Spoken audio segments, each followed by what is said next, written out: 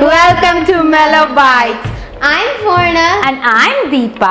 Welcome to Mellowbites Spice series episode number 3. Today we are gonna make a South Indian special vegetable stew mixed with lentils. Of course, delicious and healthy. Yeah, you guessed it right. We're making sambar powder, and this sambar powder is so authentic and delicious, and this recipe was given to me by my grandma. And we are gonna make a sambar in our own style, and trust it, it's so delicious, and once you do this way, you'll never go it in a different way.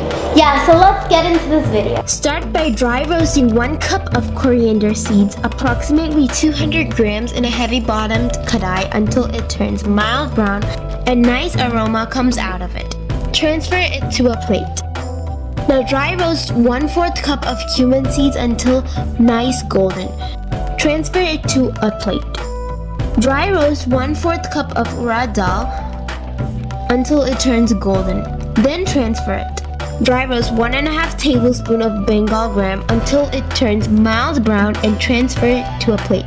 Dry roast 1.5 tablespoons of fenugreek seeds for 2 to 3 minutes and transfer it. Dry roast 3/4 tablespoon of peppercorn also for 2 to 3 minutes and transfer. Dry roast 1 tablespoon of mustard seeds until it splutters and transfer that too. Dry roast a tablespoon of asafoetida for a minute and transfer it. Turn off the stove, put a cup of red chili in the same kadai and let it sit for a while in the existing heat. Once all ingredients cool down, transfer it into a blender and grind it into a fine powder.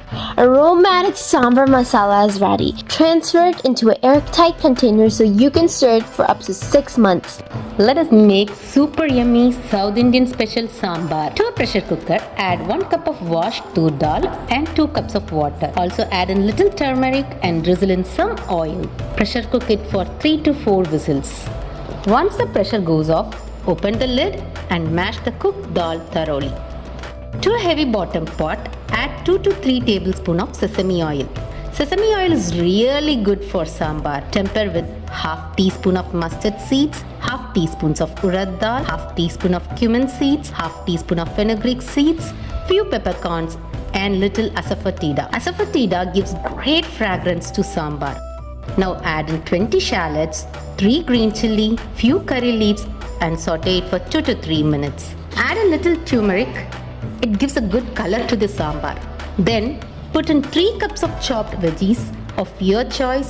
Here I have added drumstick, cauliflower, carrot, radish and ashcot. Add adequate salt required for the veggies and saute it for 3 to 4 minutes.